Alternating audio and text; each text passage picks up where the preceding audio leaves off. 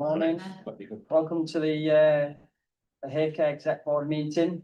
Do we have any apologies? Please. Unreceived. Declarations of interest. Is there any member who wish to declare any interest in relation to the business of the agenda in the meeting? No. Hold on. Minutes of the meeting held on the 26th of September. If anyone would like to move them in a second, then that'd be great. Fantastic. Thank you. All agreed on the minutes. Agreed. Announcement from myself. So we had a great day yesterday at the investment in Birmingham. So it's very good to know that some of the ministers that I met there yesterday was very welcoming of myself. I've been sending them emails constantly since getting in. So that knocking on the door was finally there. I finally got a one-to-one meeting with the Minister of Investment, which is great. That's lined up for the next couple of weeks. So that will be all investment talking, what can we do in this region, which is awesome. What I did want to touch base on is the portfolio holders, just a quick update and a quick brief on what's happening in them areas. So Mike, if I start with you, if you don't mind, what's on Skills, your portfolio Skills, what's your vision for Skills and what's been going on? Skills, I've had some useful meetings with various organisations, including the skills providers in the region, so particularly around things like UPSPF, skills that are in place. That's been good to help us understand their areas of concern. A useful meeting with Jane around Skills Board, and that was very good as well. Meetings lined up around the LSET, so that's really helpful as well. I think in terms of there's a clear understanding that the skills issues in this region around some of the skills gaps that exist. There's a bit of cliche line around talent is everywhere, but opportunity is not, and so how we bridge that in this region. But the encouraging thing is that there's also so went on with skills hat on visit to a local business who have a skills academy on site, which is a good demonstration of local businesses wanting to get involved and actually upskilling people in the region and work that they're doing. So yeah, it's been a busy few weeks, but there's a lot more to do over the next month or so. Well, if it's all right with yourself, can you put like a briefing together for me in the next couple of weeks on where we're going with Skills and what we want to achieve with that? That'd be great. If you don't mind, I'll just go to the next leader. Anne, where are we on investment, please? So on investment, I've had lots of meetings, Luke, and I was fortunate enough to spend the day with you yesterday and saw how many people were interested in our region. So that was good. Yeah. I met with Lois last week to discuss investment in the region. And I've also met, obviously, we've met at issue. I've been to Hull University and we've talked about our flood area being built, and we're now looking for investment into that. I got a couple of meetings with insurance companies, because the insurance companies are the ones that are interested, because they don't want to pay out for flooding. So if we can actually stop that and have something in this area, not just for the UK, but actually for worldwide. And we have a centre of excellence for flood, how we will deal with flooding going forward. That's another big thing that we've got on the table at the moment. And then I'm also part of the Saltend, looking at the Pike site to open that up for investment as well. So it's really good actually. It's really, really nice to see that people actually want to come look and invest in East Yorkshire. So going really, really well, Luke. Thank you very much. Real, no, thank you. I'll just go to Jackie if that's all right. Okay. Jackie, thank you. I have no update for you at all, because I'm still waiting to meet self and Ben and to go through the full portfolio. So I've not had any meetings with any officers, either Hull or East Riding. I think it was my initial meeting for 15 minutes with Ben. So unfortunately, I have nothing to update on. So I haven't had any meetings at all. Okay, I'll have to pick that up. I have mentioned it's been on several occasions, and I do have a weekly meeting with Ben and the East Riding side on housing. So it'd be good for you to attend. Well, it would, but I've not had any invites, and I've been asking for those meetings anyway. We'll pick that up. Sort it out. It's okay. Yeah, thank you, Matt. Okay, I'll start with Transport for the North. I went to Darlington, there's this Transport for North meeting representing yourself. There were some real concerns raised at that meeting. Harry Alexander, Secretary of State, is talking about withdrawing funding, the TFM. And the mayors present were talking about, would they be willing to contribute as a collective to keep TFN going? What I can tell you, Mayor, is that there's a meeting on the 31st of October, which is next week, so I'll be attending. Obviously, I will not be presumptuous in offering any funding from your office until I've spoken to you, so I'll come back to you on that. So Transport for North is a bit perilous at the moment, but we'll see where that goes. Yeah. I've had regular changes in that area. I think that's Yeah. taking place. Yeah. Yeah. I'm extremely grateful to officers at East Riding Council and Hull City Council. I've had regular meetings with them now. What I'm trying to ensure is that the MCA has one voice. I've been looking at the EP, which is an enhanced partnership, and the VSIP with both authorities. And I know with the lead officer from the MCA is now combining those together. So we have a mayoral EP and moving forward a VSIP. And that work is ongoing. And I'm having meetings fortnightly with those people. But one of the key challenges that I keep bringing forward is the ambition is to get more people onto public transport. What I'm saying to both Hull and also Swedish Riding is, if we're going to deliver on the ambitions of the mayor, we need to get people on the buses. And the only way we'll get people, particularly in East Riding, back on buses, if we cut that journey time down. Because I've spoken before, for me to go from where I live to Beverley and back, it's 7 hours. There's no way I'm going to sit 7 hours unless I can go to New York quicker. Conversations have already started between East Riding and Hull, and to look at franchising, the possibility of franchising moving forward. But obviously, that's a long-term ambition of yours. So that continues. We've got a meeting, I think this week and next week, where we're looking at partnership branding. I'm looking forward to that. And I suppose just to finish comms, I've arranged several meetings with your office and the lead officer around many aspects of what's spoken about, and they're coming up. But comms are presented a particular problem. And what I'm really keen at, Mayor, is that anything that comes out of your office is that it's acknowledged it's a mayoral combine. There was a thing recently from one of the authorities where there was a lot of money being spent on bus shelters that funded from you. That was not direct in your direction. So what I've arranged, and I've spoken to your head of comms today, is I've arranged a meeting with the head of comms in Hull, the head of comms in East Riding, and your head of comms and myself to come together to make sure that messaging is correct. So that's really important. So an awful lot going on. And we'll just keep bashing on, really. No, I think you hit the nail on the head there. So I appreciate that, and I'll make sure I'm available for that meeting as well. Because it's not by. Thank you. Thank you, Councillor Tucker. Public questions. We haven't received any questions. This one, this is the first.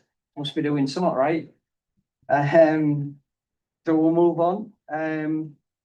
Reports from any other committee of the combined authority.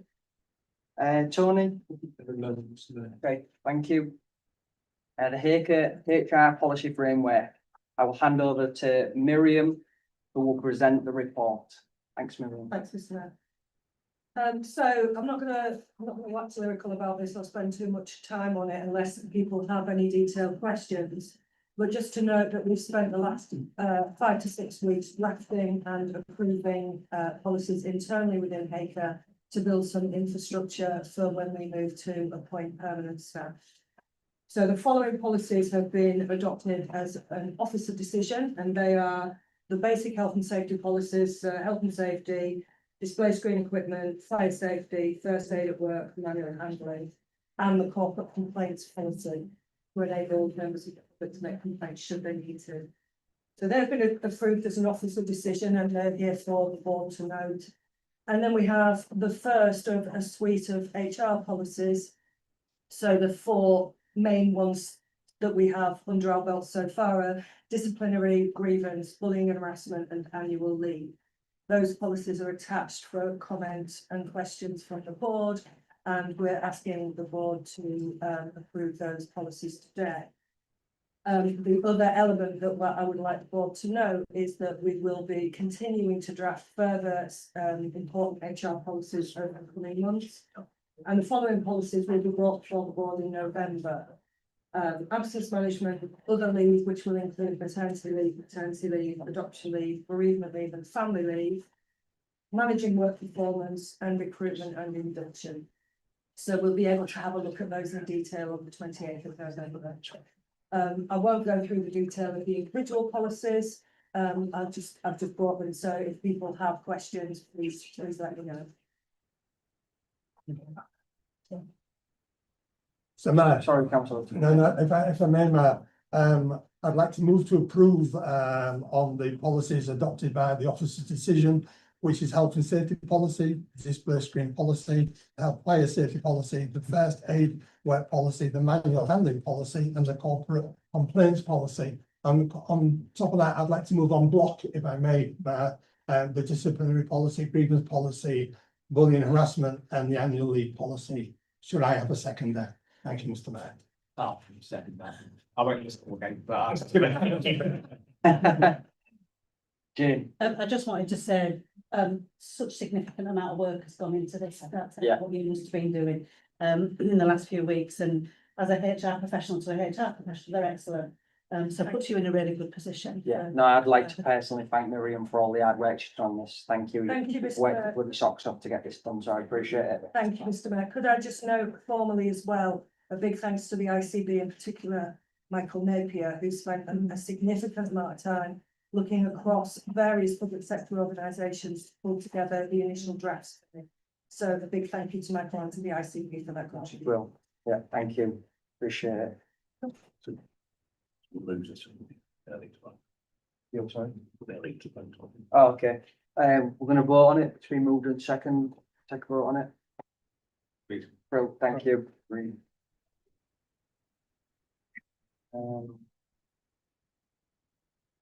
Yeah. Fulham East Yorkshire Local Get Britain Working Plan. We'll hand over to Andy to present the report. It's Andy. Morning, everybody. You recall from the last board meeting where I came and presented the outline structure for the document. That was past at that point in terms of a three-pillar approach. We've now got to a point of actually completing the first draft of this document, which is before you in the pack of papers.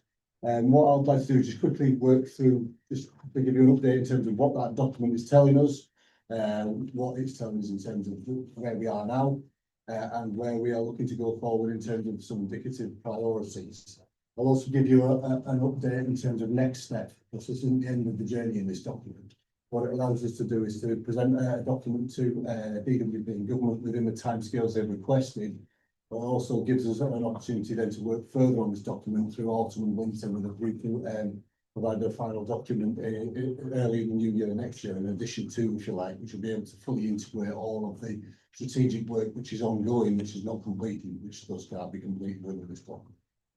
So in terms of where we are, none of this should be a surprise to people who've been working in this area for a period of time, but we've come across a number of labour market challenges which we'd like to address through this document. The first one being a constrained labour market. As you'll see in the document, we've got an ageing population which people will be aware of. We're looking at a 4% of looking at a fall of 4% of working population up to 2043, which kind of tells us that we need to be making absolutely a maximum of the people of working age within this area. Linked to that, we've got an issue of long-term sick and people being out of the labour market, which we need to address. What economic activity level around 21% at this point in time, 7% of the overall 7% overall is in long-term sick. So we've got an awful lot of people who are out of the labour market due to issues of long-term sickness. And again, in terms of maximising what we've got available to us in terms of our labour market, we need to be targeting and actually making some proactive moves to kind of move people from long-term sick into employment where we can. So there's a higher proportion of women who are economically inactive compared to many of the region, which we need to address. And that's linked to issues of care predominantly being given by females. So in some parts of our region, we've got 12% of the population who provide unpaid care for the people within their family. Those are areas such as Bridlington, Old Town and Withnessy. So we need to again link to that by kind of bringing people off long-term sick. We're able to kind of unlock those kind of other people who've got potential to really contribute to our labour market who aren't at this point in time. The work we've done has shown that low pay provides a disincentive to entering the labour market. Either people stay out of the labour market or they gain employment in other labour markets, surrounding labour markets where they can maximise their earnings. And there's underutilisation of various elements of the labour market, e.g. those who are care leavers, ex-offenders and other people who we need to target as well. Then that's linked in with the Connect to Work programme who have kind of outlined those needs as well. Allied to that, we've got a range of skills and learning barriers. So we've got a steep trend in the increase of NEETs within the area, which we need to target. And again, work is being started already in terms of what we can do about that. The key people that we need to deal with are kind of people who send pupils and also people with care packages. So again, that's something that we wanted to work on in terms of what we can actually put in place moving forward to deal with that issue. We've got issues with low qualification levels in pockets of East Riding and transport barriers for people to actually access work and training across the patch. The perennial one which we come across is it's a complex skills and careers pathway. So how do people who want to kind of improve, either get back into work or improve their career, or how do they actually physically do that through the pathways which are available at the moment? What we outline in the document is a new careers pathway within this, which can take some more kind of issues of kind of foundational issues, housing and such like health issues, skills issues, employment issues, and then where you enter into that kind of pathway then dictates what we're looking to do next, and we'll be commissioning services to know that. But ultimately, there's some business factors. So obviously, predominantly we have SMEs within the region, and that presents constraints in terms of how much support, how much kind of capacity within businesses there is to support people who might be quite far from the labour market, who we want to get into work. So again, what we can do to be able to support businesses in this context, and the region's sectoral mix overrepresents low skilled jobs. So again, there's that issue around how we can look people through job plans there and there. As already been touched on by Councillor Ross, there's skills gaps and mismatches within the region which we need to address. And again, there's work that's ongoing in terms of not just this document, but also work and skills framework, which has been developed by the combined authority, which will start to hopefully make some impact on that. In terms of the final things, what we found is obviously some health and employability system factors which we need to deal with. So some specific health issues which are predominantly seen that keeping people out of the labour market. So mental disorders, musculoskeletal disorders, obviously due to types of businesses and types of work we've got within the Hull and East Yorkshire areas, disproportionately kind of manual labour and such like, so that has an impact in terms of people leaving the labour market because they're no longer able to do that. So what can we do to find people jobs as we go along in those sorts of areas? Cardiovascular disorders and respiratory disorders, and they kind of show themselves at different levels within the two local authority areas, but those are the areas that cover them all. One of the things that we found is that there's a large at-risk working population within East Riding, so people who are working who need extra support, and that needs to continue to be able to keep them in work. And actually there's a disability employment gap in Hull where similar people are actually engaging with work at this point in time. So that's where we are at this point in time. Within the document, we outlined a range of employability programme contributing at the moment. The point that was raised earlier on around the risk in terms of the end of UK SPF funding is acknowledged within that document. And again, as part of the investment programme and investment work that we're doing within the combined authority, that is being fed into that process as we go forward to make sure we kind of reiterate that cliff edge where we can. But bearing in mind, this document is very much about new ways of doing things as well. So we won't be looking to kind of continue everything that we've been doing at the moment, but what is the most effective pieces of work that have been done. And one thing I'm quite keen to talk about is where programmes have run in the past where they've been effective, but they've been supported by fixed-term government funding. So learning about what's worked well in the past and with the opportunities that are provided by a longer-term view within the combined authority and through the mayor, that might give us an opportunity to have a look at some of those programmes again and bring them back online if they have been useful specifically to this area. I think that's where we're quite interested in this, ones which have provided benefit directly in this area. So that's kind of where we are. Within the document, you'll have also noted that there's some indicative priorities. These are still at an early stage, and what we're looking to do is to work with a range of partners, including the ICB, DWP, VCSE sector, business sector and such like, to flesh out some more what ifs in terms of actual delivery out of these priorities as we go through the autumn. And already we've got some round tables in people's diaries to start doing that. So the first one being in early November. So in terms of the indicative priorities that we pulled out from this document, there's obviously a plumbing piece of work, which is what the government want us to do. So we're kind of integrating work and health and local authority systems to make sure that we are leading change, commissioning well, and also kind of sharing good practice that we've got on data. So in terms of the actions out of that first priority, we're looking to develop a governance model that leads change. We're working towards data intelligence integration between the ICB, the local authorities, JCP and DWP. And again, just thanks to the ICB in terms of the work we've been doing with them already in terms of developing a dashboard of data which can be shared across all partners for this. And then finally, within that first priorities around creating strategic alignment, which can facilitate good commissioning and delivery and support going forward. So the second priority within the document is about building labour participation and boosting local earnings. That's really what are we going to do about it. So obviously we need to align employability programmes across the whole East Yorkshire which are effective.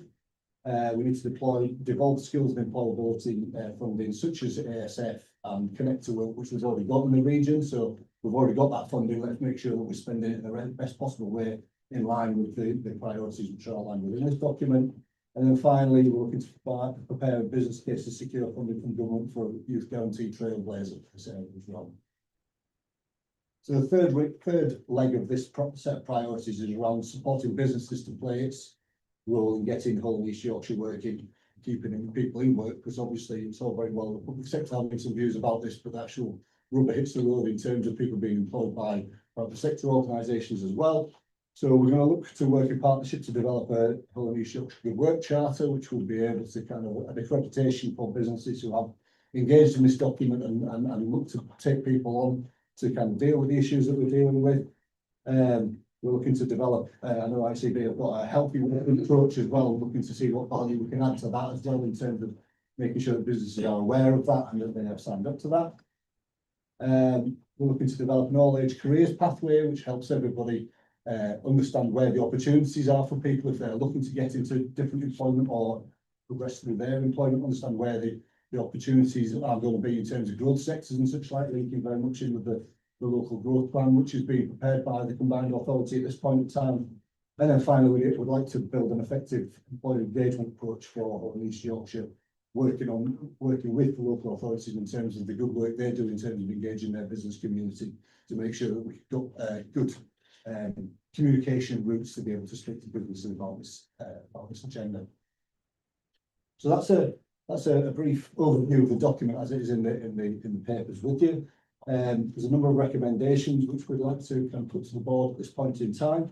We'll work through those now. So the first recommendation is that the board approves the Get Whole East Yorkshire Working Plan first edition, and that the area's formal response to government requirements. We'd like to approve this as our approach to government's response to what they've asked us to do, basically.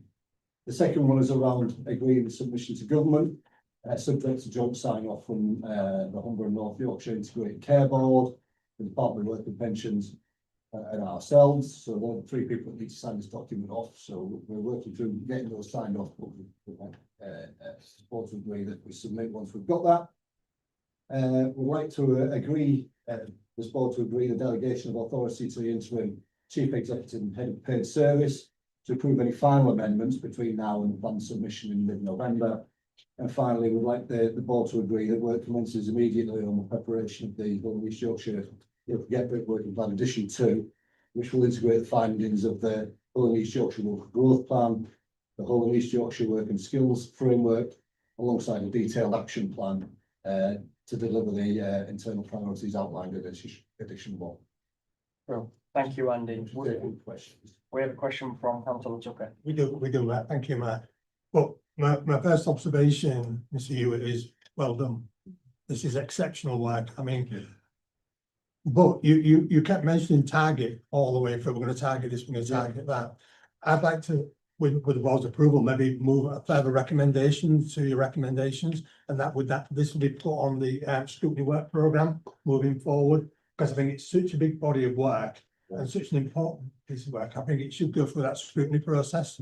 So I congratulate you on the work you've done. I think it's exceptional, but I would like to add that recommendation, should the board think it appropriate. Thank you. So again, thanks for the work that's been done this couple of months. So in terms of C, the approve any final recommendations, amendments rather, obviously we're talking sort of drafting type amendments as well. So anything started, that's come off. It'd be helpful to obviously get sent round to the membership what those amendments are anyway, but it's just for clarity around us, drafting implement. The point just in terms of, point around being made, doing what works for the region, I think that's key and should learn from experience already in the region, what has worked, what hasn't worked, and build on the good stuff. The report is good. I mean, obviously mentions things like connect to work and just notice it's conversation still ongoing around some of the detail of that, but in terms of the principle, we can agree at this point. Councillor Thank you, Fenley. Mayor. Andy, really, really comprehensive and really good. I have to say that, and you have really put some hours in here, you can see. And mine's more of an observation than anything. You know, the youth guarantee trailblazer, is that the one where young people have to be out of work for 18 months before anything kicks in? Yes. I just think, this is only an observation, Mayor. I just think that 18 months is far too long, and that's not about you, by the way, Andrew, that's just a general observation. To have young people out of work for 18 months, it's really, really difficult to engage after that. And I just wonder whether or not there is something that the combined authority could do to kind of get in there earlier, if you understand what I mean, before we get to the point where we're at 18 months down the line and trying to get young people back into some kind of education or industry. You know, it's only, and I just wonder whether or not that's something that can be taken forward to someone in the mayor's capacity to say 18 months is too. They're out the door. Yeah, no, I think we all can agree on that, and that came up yesterday in a conversation at the investments about the 18 months. Too long. It's too long, yes. Thank you, Mayor. Great. Alan? Just for the sake of clarity, Mr. Mayor, I'd be more than happy if members would like to insert the word drafting between on recommendation C between final amendments, just to make it absolute crystal clear. Be good. Thank you. I just want to say well done. You really have pulled it out the bag, really, because such a lot of work goes into this. It's coming to our integrated care board in November, so we've got that scheduled in. And at the last board meeting, I just did a warm up for everybody so they could understand what Get Britain Working was. So it should be relatively straightforward when we get to that. Yeah, I think there's a lot of joint work now. There is. Yes, case. Yeah, just back up from whatever we said, I think it was a great piece of work, Andy. Just 2 points from my side, one probably not particularly or exactly related to the plan, but I think what it shows is the criticality of the LSIP. So the LSIP is going to sit between the skills plan, the local growth plan, and this plan, and that's run by Chamber of Commerce. Yes. So I think very quickly we need to intervene to make sure at least the key growth themes that are or to be agreed in the local growth plan are given to the Chamber of Commerce as a basis for developing that LSIP. So because it needs to fully integrate, I think that is a key document. So that was probably a wider piece on skills. The second point in terms of employer engagement on this, Andy, just I'll absolutely work with you. I think a working group from the business board can help develop that good workshop. Right, it'll be an excellent piece of work. I've got a draft that we've used as well with which was developed for the Rondeer and UTC, which we can use to build up. So Yeah, that's our conversation. Just in terms of the LSIP, obviously we're working closely, well, my colleague Ben is in terms of developing the working skills plan, which kind of runs alongside this Get Britain Working plan and concentrates more on what skills are going to be required to drive the local growth plan. So I know Ben has been talking very closely with the Chamber of Commerce in terms of preparation of that. And again, there's been some slight changes in legislation and stuff, but it turns out it's not quite as big as some people thought they were going to be. So yeah, those conversations are ongoing and will continue. I sit on the Chamber Council, I just noted that Yeah. the last meeting they've been asked to do a version of two of the LSIP, so. Councillor that. Thank you for the report, and yeah, it is in depth and very much appreciated. I think just so sort of add to, I think what we've said about the draft does need to go in that place. And collaboration, as Jane and Jason have said, I think really, really important, that continued collaboration. But I really agree with Anne, waiting 18 months is just not, and I know it's not always, it's in the legislation. I think we need to really do something to intervene before then, personally. if possible. No, I agree on that. Yes.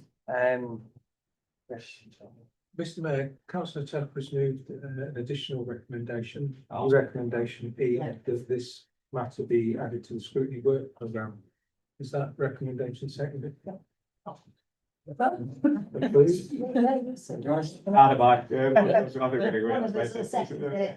So we now have a report with 5 recommendations that will need to be moved, seconded and voted on, Mr Mayor. And we can, is the board content to approve all the recommendations? Yeah. Yeah. Moving on to the item 9, local growth plan, I'd ask Steve Skelton to present the report, please. Thank you very much, Chair. So we've just had quite a comprehensive run through of the economic context in relation to previous items, so I won't labour that again. Instead, I'll take you through the sort of the structure of the paper that you've got in front of you there, some of the key points that this consultation is seeking to draw out, and then what we're proposing to do next. So just so you are clear kind of what we are providing for this discussion, there's obviously a cover report that's we've had to in the usual way. There's a stage 1 consultation report for the local growth plan. There's an executive summary of an evidence pack, which will be published in full on the HAFA website once we get the link confirmed. And then finally, there's a brief sort of proportionate policy impact statement.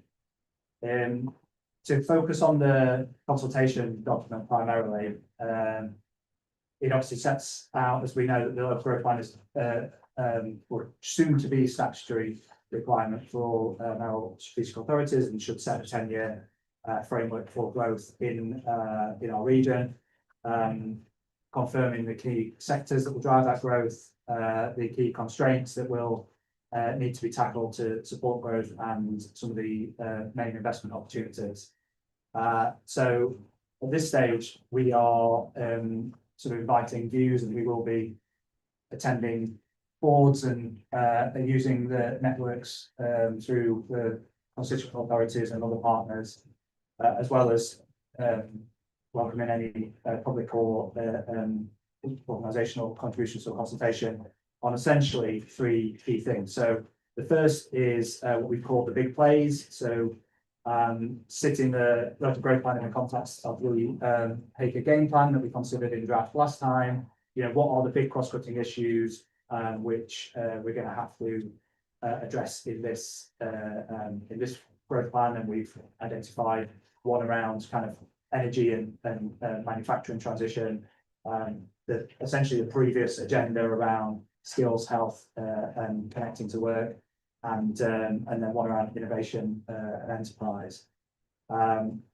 We're interested in those as cross-cutting themes, but also the use of a series of cross-cutting themes to structure our growth plan. We've then got the bit that will probably elicit most engagement, I suspect, which is a start for 10 on what we're calling the sectoral framework. So if you look at the research that we put alongside this, is and certainly if you look at the full pack that will be on the website, there's quite a lot of work being done to look at, you know, the different roles that different sectors play within the whole of East Yorkshire economy. And I guess the first thing to say is this is not about primacy, it's about understanding the different functions of the sectors in our economy. And we talk about growth ready sectors, and then kind of sectors that are perhaps on the cusp of becoming growth ready, and then the sort of foundational and enabling sectors in the economy. And what we're proposing here and inviting comments on is the identification of, so I'm calling it 6 kind of growth ready sectors. 2 of those nestled under the manufacturing sector. So agri-food and agri-tech as one, energy as a second, manufacturing as a third, with a 4th and 5th focus specifically on defence and on life sciences manufacturing. And I've lost my point in the bullet. And ports and logistics as the final one, sorry.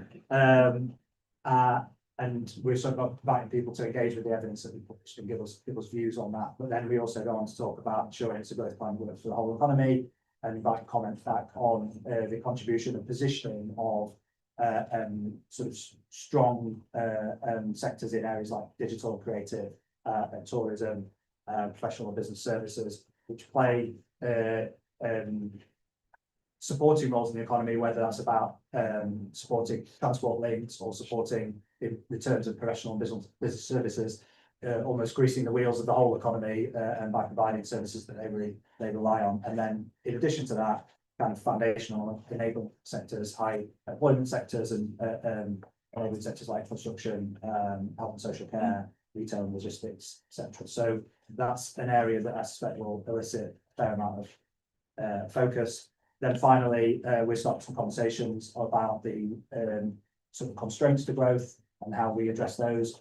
That's to inform a conversation with the central government. So through the local growth plan, we'll agree a number of shared priorities with the government, which will be a framework for our engagement with the government departments and ensuring they are supporting us to make contributions to growth where we perhaps as a combined authority region don't have all the levers or all the investment options. So, you know, that might in this region be things like flooding, or it might be issues around large transport connectivity.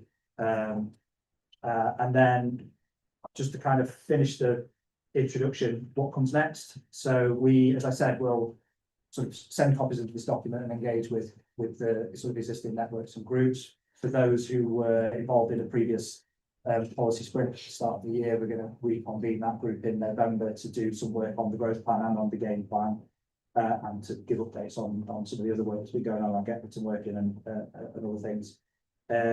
We'll be continuing the regional economic assessment work, so that'll move into phase 2, where it will focus on more sort of sector deep dives. So looking at those 6 growth ready sectors, trying to get under the skin of what are businesses in those sectors planning, what are they telling us, so more of a qualitative engagement, and to pull together essentially high level sector plans that can be put into local.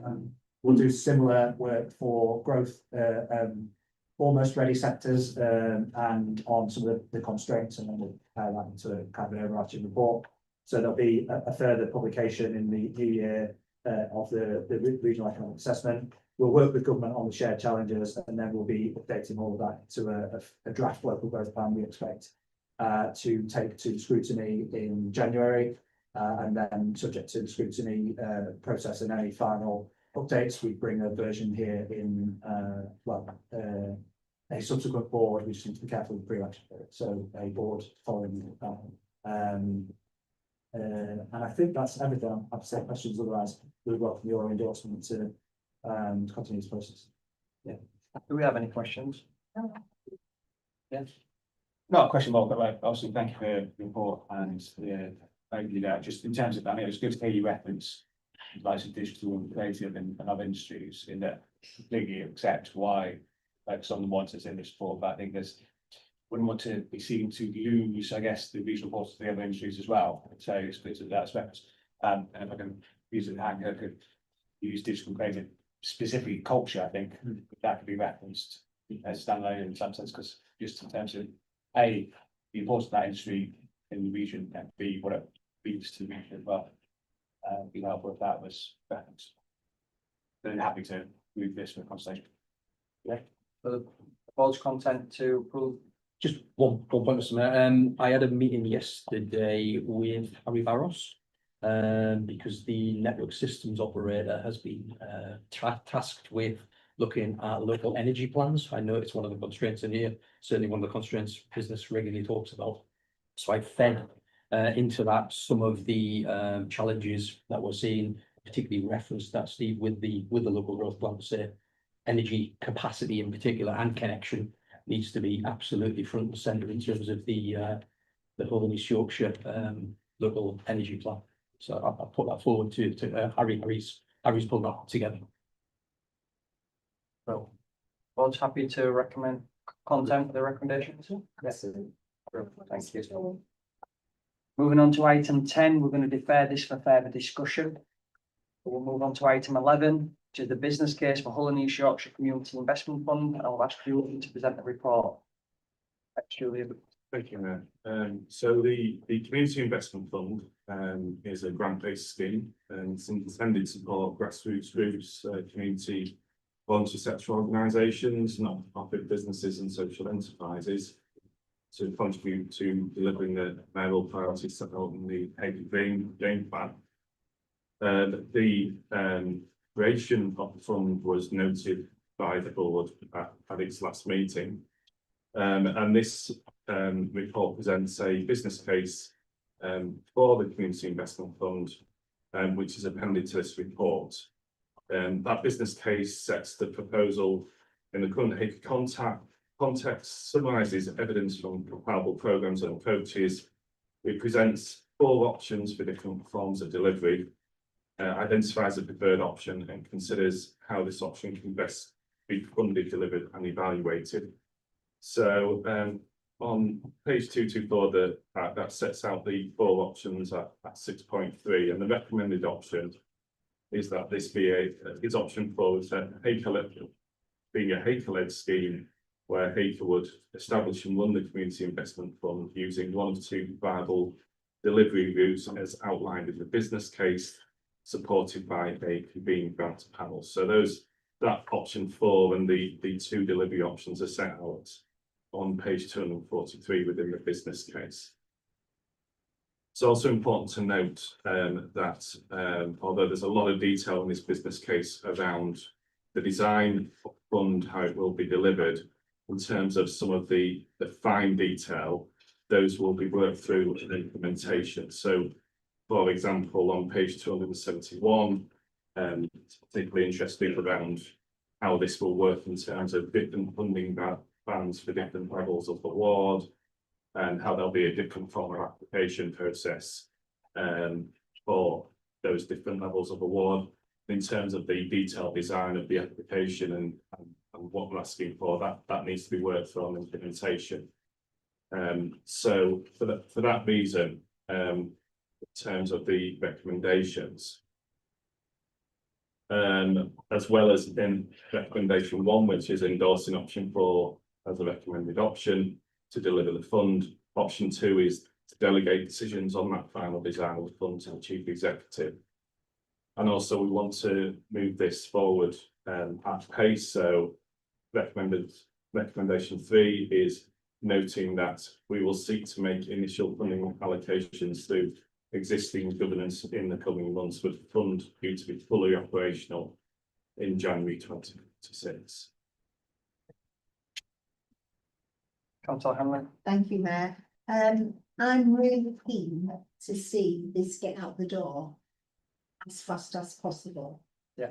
And I don't know what mechanism you're going to use, but we need to use, I think, a quicker mechanism than what I'm certainly used to.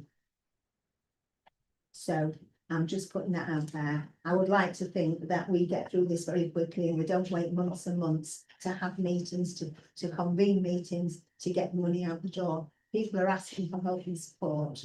In my opinion, it needs to be done sooner rather than later. Yeah. And obstacles are not put in the way. I just want to make that point. It's just, it's not a recommendation or anything, but I would very much like to see this move quickly as community fund. I couldn't agree more with you, and that's exactly what we intend to do. No, you can add a response to that. That way, it's slightly positive. You want to respond to that. It's fine. The only comment I'd make, there is that's why you've got that second recommendation, which is a delegation, because it's all around pace, and it's not helpful to delivery to keep on having to go up and down to board. It just takes a longer time to do it. So that's where that's come from. So we can actually get on this. Great. just in terms of question, it's a bit unclear for me in terms of a panel, so a panel approach to the intention of combined authorities, and not the combined authorities, that's where who is expected to sit around that table and make decisions on applications. And is the intention, you know, on that's at this point in terms of the form, is it still around use combined authority ownership rather than using existing stream bands, what is there elsewhere? So it'll be completely internal rather than using an external bodies to get the funds out. A big McCollum, big Yeah, Nelson. Yeah, it sounded like there were two parts to Yeah. that. So in terms of getting the money out the door, operationally, if you like, the suggestion is that, well, as it says, there are two routes to delivery, both of which make use of grants management capability in East Riding Council to a greater or lesser extent. So administratively, you know, to move quickly would be making use of a third party. Around the grants panel, I think there was also a question, would we use an existing grants panel or governance? And that's not the proposal. The proposal is a I guess a new grants panel for this grant scheme. But you'll note in the one of the appendices that that would consider the higher value awards, and the lower value awards would be delegated within PECA delegation scheme for officer decision, where they're, you know, in line with adopted proposals in the research threshold. So the intention, say, to different grants panels operating ways, the intention is that if an application comes in ad hoc, decided ad hoc, or whether it's a case of they'll be stored up to a panel meeting once a month or one. Oh, I think it's more likely to be finished. Okay. Yeah. Yeah, and just to point out, just in terms of obviously governance, I think is going to be this just in terms of avoid any issues that have happened before. It's going to be quite important. So doing that, that's what is going to be difficult. Thank you. Look, just to add to what Mike said there, I think the process needs to be very clear on what is coming in, whether it's a delegation and whether it's a panel. And that process around that, and the governance following it, but also the resource and sustainability. So I'd like to see a bit more on that, of actually where the resource is coming from and the sustainability is doing. So, final question, just in terms of who's, that seems to call from the report last meeting. I think it essentially the people who are eligible to apply, it's not Mr. Smith and Casey Avenue, it's our organisations, existing BCSE type organisations, so that's correct? That will depend on threshold. So I think at the low end, so let's say under £1,000, if that's the threshold that's agreed. I think we try and explore, you know, how accessible we can make it. So it depends if it's an individual on behalf of so you've got question of unconstituted groups where clearly we don't want to be providing money in any unsafe ways, but equally there are sporadic and sort of time-bound community groups that may welcome some support that aren't constituted formally, you know, et cetera, et cetera. And I think we'll look at how achievable it is to support bids in that way at very low thresholds. As the thresholds increase, they will need to be constituted groups. I think the only proviso is we would be looking to support for-profit businesses. So we might support social enterprise, we might support interest chat, X, we might support all sector organisations. But just jumping on the back of that as well, what the community fund is about is to listen to our community. We could back ideas, you know, and that's what it's also about. It's not just about who can write the best bid and, you know, get some funding. It's literally about working with the community and allowing the community to solve their own problems and what's going on in their community, and us to be able to be there to benefit that. I agree with that. Yeah. It's the mechanism that how you do it in a safe manner. I guess it's the sense that would be that way that actually supports that, but make sure the funding is used correctly and wisely what is done as well. And I think that is it. It needs to be absolutely responsive but transparent in that full process, that if it sits in this category, this is how it will be dealt with and how we'll make sure it's sustainable as well. So there's a bit more clarity on the policy process. Excuse me, sir, can I just also add that not everybody can write bids and not everybody knows what the buzzwords are. And I think that we need to have something that people actually understand.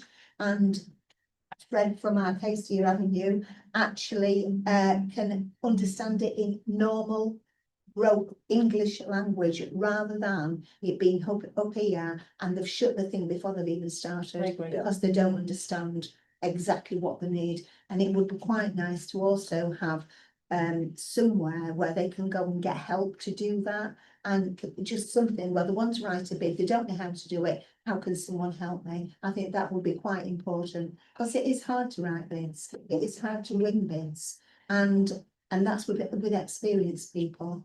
So if Fred wants to do something, well, how does he start? Why does he start? I think it's really important that we get that right, actually. Yeah, I mean, we want to make it as simple and as easy and as quick, but obviously transparent and up to date and as safe as possible. Steve? And just to offer some assurance on that, it is in the business case, certainly, I mean, obviously the final designs to be confirmed, but it proposes that, you know, an outreach service be offered and support be offered in exactly that way, and that the communications plan, you know, prioritises plain English and accessible, sort of ways of describing it. Yeah, just to help with that as well and answer that question, so the proposals on page 271, it does set out the thresholds of different form of application and also the decision-making routes for those different level of awards in terms of the delegations, etc. It's clear that ultimately any medium and major grants, so over to 25,000 will ultimately come to the board as a recommendation decision. And the grants panel looking at small grants between 10,000 and 25,000, below 10,000. Sorry, small grants up to 10,000 to the grants panel. Anything below £1,000 would be an officer delegation. And in terms of sustainability, it is important that the board's clear and indeed groups applying to the fund are clear that this is a one-off fund with one-off grants at the moment. It's funded from this year's budget. We will be considering the success of the fund for future years. There'll be a budget and financial plan going forward to the board next year, and as it stands, we'll be looking to build this in to continue so that we have the opportunity to assess the success of the fund and continue it into future years if that is indeed affordable and sustainable. But that's a decision for them. Thank you. Thank you. Look, I'll just come back in then. Thank you, Julian, for clarifying that. I think what I meant by sustainability is that we've all had it where we've supported groups or people to do things. And we've said very clearly it is only for this bit of time. Then when it gets to the end of that time, they're looking who's going to support them to carry on. So it's really, really important that sustainability is absolutely clear with people.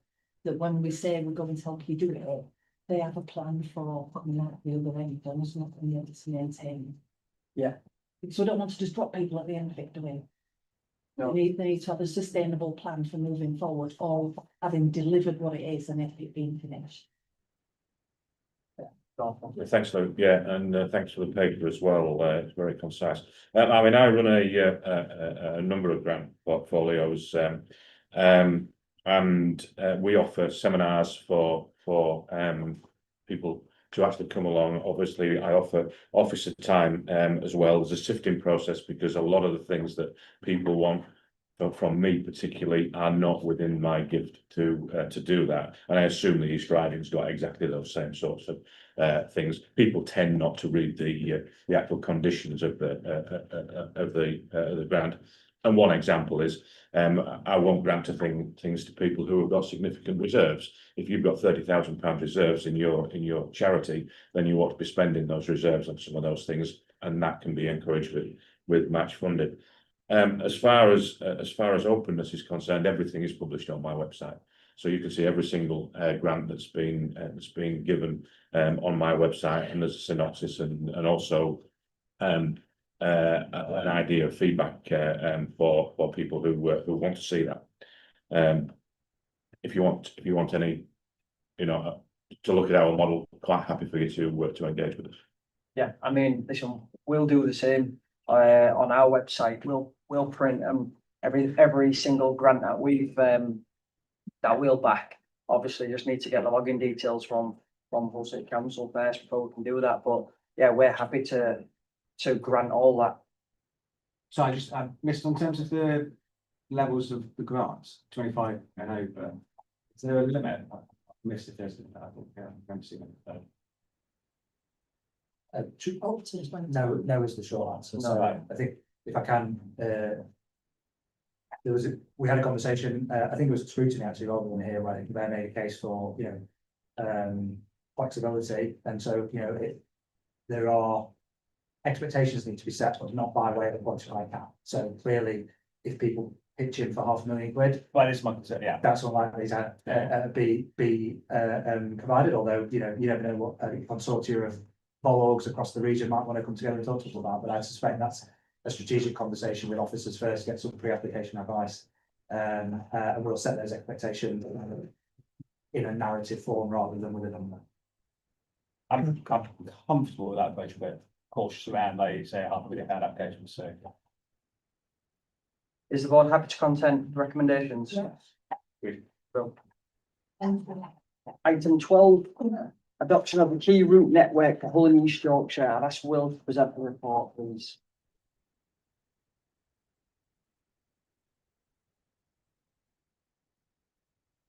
Thank you. So this paper presented on behalf of the mayor and councillor Tucker as a portfolio holder is just to get endorsement around key route network for Hull and East Yorkshire. It's building on some great work that's been done by the constituent authorities. I've just got 6 points to make, and then really to take to the 3 recommendations. So first of all, the command authority is required under the devolution deal to establish a key route network, KRN. Hull and East Riding Councils have already jointly developed a KRN for each of their regions, and indeed secured early approval from a unitary leaders board in July 2024. What the KRN does is ensure strategic management of critical roads, enabling interventions on congestion, public transport, cycling, walking, freight connections. In terms of governance, within the MCA, we've already set an informal transport group which provides strategic oversight to a lot of proposals that have come towards board and work that's been ongoing. And that's supported by an operational team who work on things like delivery and coordination. So part of the proposal here is that we formalise that prior to more wider governance coming in place to the wider mayoral authority. The other point to note is that the MCA holds powers of direction of the KRN, but with the local authorities that retain the actual highways responsibility. MCA will provide funding if mayoral direction is exercised around that. Within this report, I don't believe there is any direct financial or legal implications that arise immediately, but inclusion on the KRN will guide future funding allocations. So from those 6 points, the recommendations that I'd like to make to the board is that we confirm the KRN network that's been set by East Riding and Hull, that we confirm that KRN process will guide future funding for highways and highways development. And indeed, we endorse an early adoption and formalisation of what has been a governance structure for the way that we look at highways, so that we can provide it with strategic direction, governance oversight, and our own internal scrutiny. So those are the 3 recommendations. Yeah, thank you very much, Matt. As portfolio holder, I'm actually reasonably content with this. I think there are lots of questions that need answering in the future. But I suppose I look at this as an overarching strategy that will be driven by lots of drivers underneath it. I mean, just talking in here, I think was it, when I'm like, yeah, 6.2, it talks about passporting money back, when we talk about passporting powers back. But what it does say is that we'll be delegating authority to the interim chief executive. And, I'm hoping that quite soon we'll establish that operational group and we'll establish the MCA transport group. It doesn't talk about membership. Obviously, this is an overarching strategy and I know that'll be panned out. So as a portfolio holder, I am content with this, but there's a lot of work needs doing to underpin it. Yeah. So I'm happy to move it, but I recognise there's a lot of work still needs to be done. Yeah, and we can jump in a meeting, 3 of us, and discuss what we need to work through. Yeah. Yeah. Board content, happy? Yeah. Well, thank you.